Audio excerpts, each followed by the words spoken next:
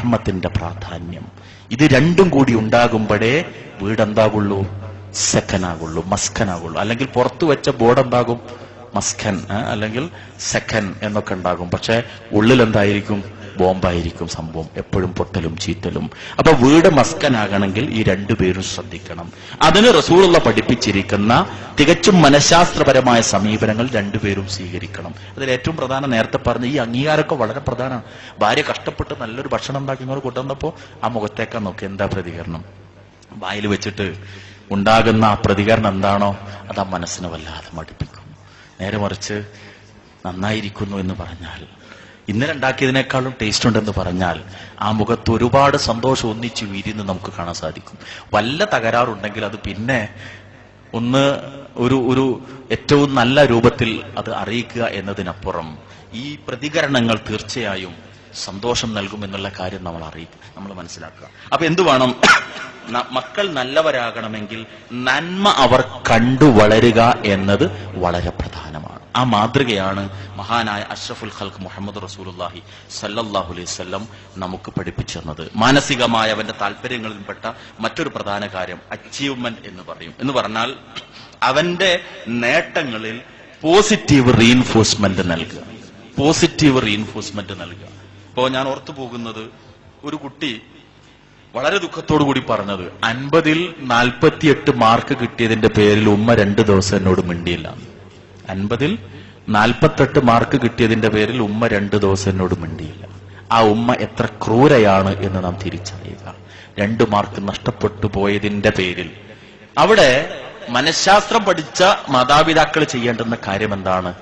48 കിട്ടിയതിന്റെ പേരിൽ അമിതമായി ആ കുഞ്ഞിനെ ആശീർവദിക്കുക, പ്രശംസിക്കുക. ശേഷം ചോദിക്കുക, എവിടെയാ 2 മാർക്ക് മിസ്സായി പോയത്? തീർച്ചയായും ആ നഷ്ടം ആ കുഞ്ഞൊരിക്കലും മറന്നുപോകില്ല. ഭാവിയിൽ ആ ചോദ്യം എവിടെയാണ് അതവൻ തെറ്റിക്കില്ല. അതങ്ങനെയാണത്.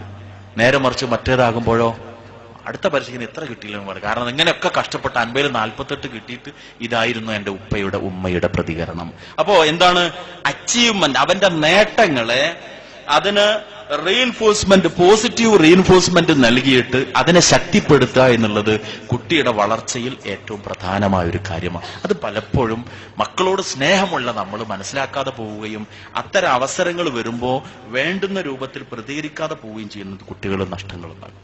മറ്റൊരു പ്രധാനമായ കാര്യം ഫ്രണ്ട്ഷിപ്പ് എന്ന് പറയുന്നതാണ്. ഫ്രണ്ട്ഷിപ്പ്, നമ്മൾ മാതാപിതാക്കൾ മക്കളുമായി ഉണ്ടാകേണ്ടുന്ന സൗഹൃദമായ ബന്ധം, അത് അവരുടെ സോഷ്യലൈസേഷനിൽ വലിയ ഒരു പങ്ക് വഹിക്കുന്ന ഒരു കാര്യം. ഇപ്പൊ പല കുട്ടികളും നമുക്കറിയാം, കുട്ടികളുടെ പെരുമാറ്റം ശ്രദ്ധിച്ചാല് 15 വയസ്സായിട്ടുണ്ട് എങ്കിൽ പോലും അവന്റെ മാനസികമായ വളർച്ച അല്ലെങ്കിൽ സോഷ്യലായ അവന്റെ വളർച്ച 12 വയസ്സാണ്. ആളുകൾക്കിടയിലേക്ക് ഇറങ്ങിച്ചെല്ലാൻ അവനുണ്ടാകുന്ന മടി, ജനങ്ങളെ ഫേസ് ചെയ്യുന്ന സമയത്ത്, കമ്മ്യൂണിക്കേഷന്റെ സമയത്ത് അവനുണ്ടാകുന്ന പ്രശ്നങ്ങൾ. അപ്പൊ ഇതിന് പ്രധാനമായ കാരണമായി മാറുന്നത് സോഷ്യലൈസേഷനുള്ള അവസരങ്ങൾ പലപ്പോഴും ഉണ്ടാകുന്നില്ല എന്നാണ്. പ്രത്യേകിച്ച് നമുക്കറിയാം, നമ്മുടെ ഈ പ്രവാസ ജീവിതം ഒരുപാട് നഷ്ടങ്ങൾ നമ്മുടെ മക്കൾക്ക് വരുത്തുന്നുണ്ട്. നമ്മളൊക്കെ വളർന്നു വന്നിരുന്ന സാഹചര്യം നമുക്കറിയാം.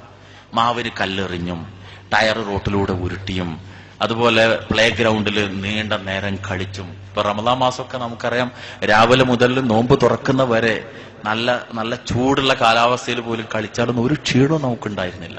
ആ പിയർ ഗ്രൂപ്പുമായുള്ള ബന്ധം, ആ വിനോദങ്ങള്, ആശയ കൈമാറ്റങ്ങള്, ഇതൊക്കെ ഒരു മനുഷ്യന്റെ വളർച്ചയിൽ ഒരുപാട് വലിയ പങ്ക് നിർവഹിക്കുന്നുണ്ട്.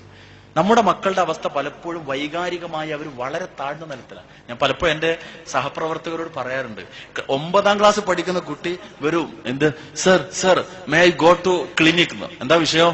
സ്റ്റേപ്ലറിന്റെ പിന്നു കുത്തിയിട്ട് ഒന്ന് ചോര പൊടിയുന്നു. അതിനാണ് അവൻ ക്ലിനിക്ക് പോകാൻ ചോദിക്കുക. നേരെ മറിച്ച് നമ്മുടെ നാട്ടിലെ കുട്ടി നമുക്കറിയാം, കത്തി കൊണ്ട് വിരല് മുറിഞ്ഞ് തൂങ്ങിക്കെടുക്കുകയാണെങ്കിൽ അതുമായിട്ട് ചിരിച്ചോണ്ടാ വരിക, അല്ലേ?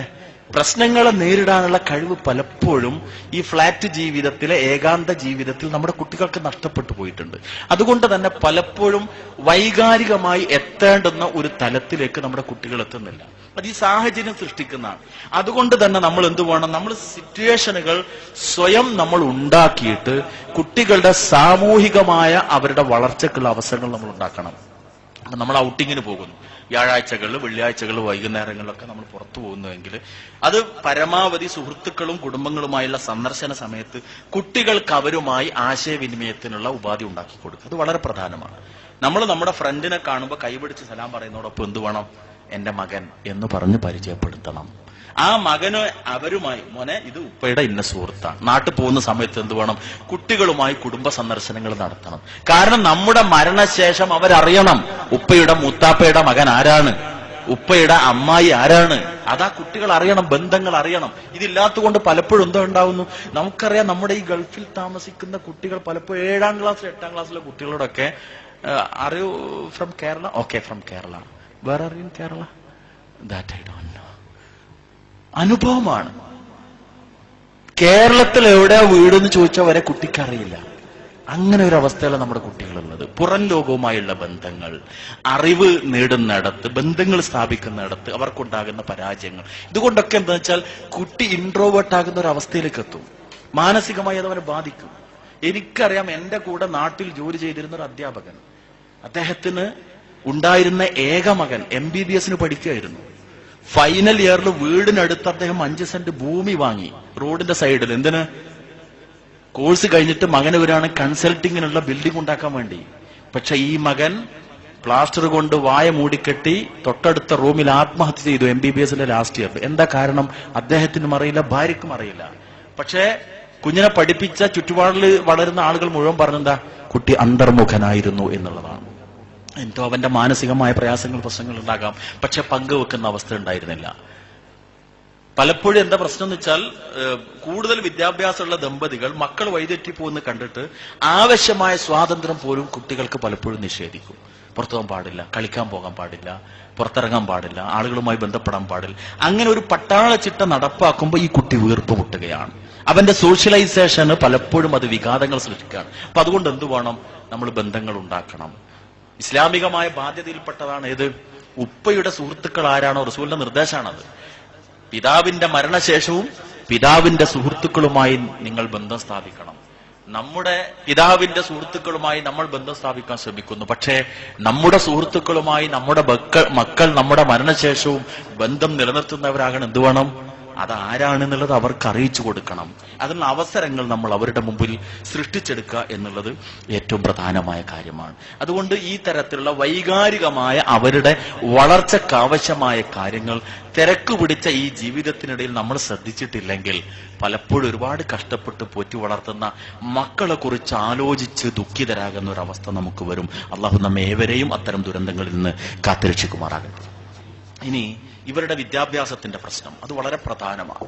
കാരണം നമുക്കറിയാം, വളരുന്ന മാത്സര്യത്തിന്റെ ഈ ലോകത്ത് നമ്മുടെ മക്കൾ മുന്നിലെത്തണമെങ്കിൽ അവരെന്തു വേണം? ഏറ്റവും നല്ല വിദ്യാഭ്യാസത്തിന്റെ ഉന്നതങ്ങളിലേക്ക് എത്തണം. അതിനുള്ള സംവിധാനങ്ങൾ നമുക്ക് ഒരുക്കി കൊടുക്കണം.